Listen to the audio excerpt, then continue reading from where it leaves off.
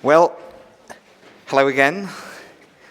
So far this has been fantastic because we're in time. We're actually even ahead of time.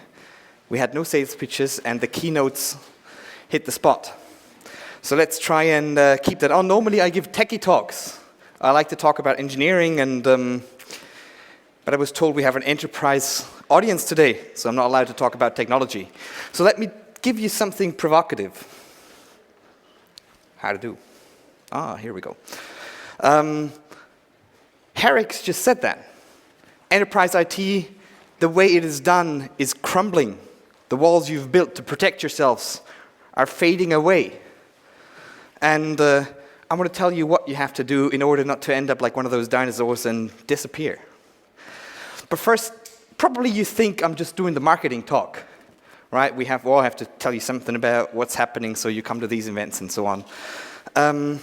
If you think that, answer privately the question, is your IT environment at home better than what you're using in the enterprise?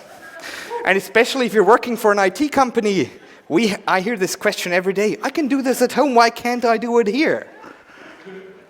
And if that is not true, that enterprise IT isn't working for today's world, why is none of these new giants that are coming up, like Facebook and Google and Amazon Web Services and so on, why are they not using the enterprise standards to develop their high-tech stuff?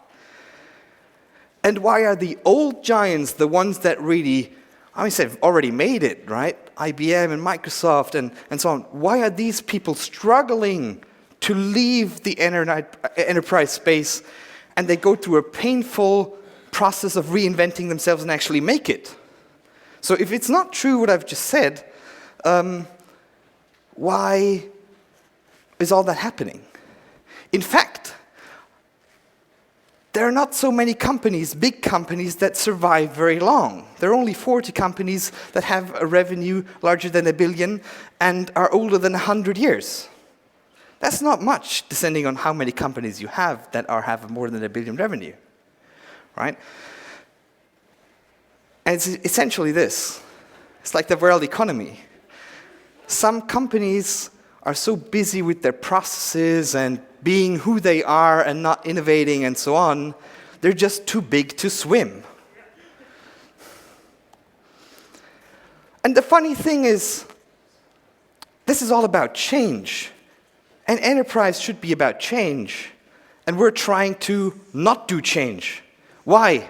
That's really weird, because in all cultures, in all philosophies, in the Chinese Tao, in the Indian, in the European space, change is absolutely essential.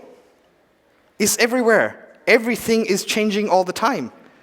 All cultures, that's about the only thing that cultures can agree upon.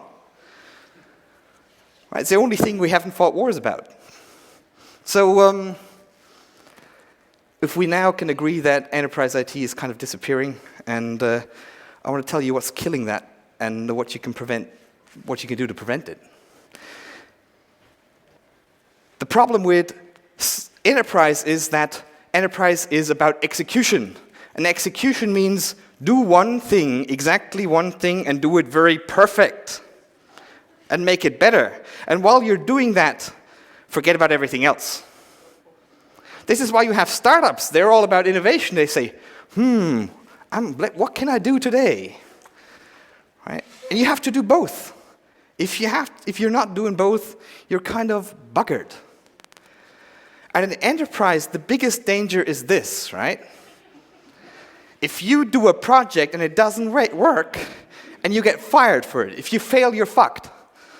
If that happens to you, if that's your enterprise culture, find a culprit and get him, put the big kind of concrete to and throw him off the bridge. If that's your enterprise culture, you are going to be extinct. If you fail, you'll learn. If you fail, you're experienced. You go ahead and you learn from that. You just have to make sure your experiments are small enough so you can cope with failure.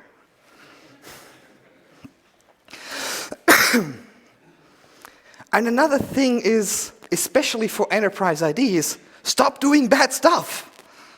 Stop doing things that people don't want. Stop ignoring the world. do things people actually want. And that really helps. Because you can say, I've heard that quite a lot of time when I tell, stop doing bad stuff, stop doing what people want. I get this Ford thing coming back to me saying, but Ford said if I had asked my customers what they wanted, they'd say faster horses. I said, okay, that's true. If you really want to disrupt your market, that's grand. You have to say something, but you have to stick to your idea, and you've got to be willing to die for it. If you are so convinced that you are right, that's your option. It's a risk. If you're an entrepreneur and a risk taker, go ahead. But I think evolution is kind of the way to go, right? Try to get that into the culture you're doing. And evolution is about new things. It's about doing new things. And new things are interesting also. But evolution is learning from what has happened in the past. It's not like typical enterprise innovation programs means you have the old guys, they're crap now, let's get in some students. They're the new guys, they'll fix it all. If you really want to do evolution, you have to use the experience of these guys and do new things. Because they already know. I mean, an ice cube factory 100 years ago would have built the best fridges in the world. They just never had the idea that people would have fridges. They liked producing ice cubes. And I want to end this talk is, rather than stopping change and trying to tell people why things can change and why they have to use your standard and so on, is sit yourself down in the driver's seat. And then maybe that also answers your question a little bit about, why should I do something that endangers my job?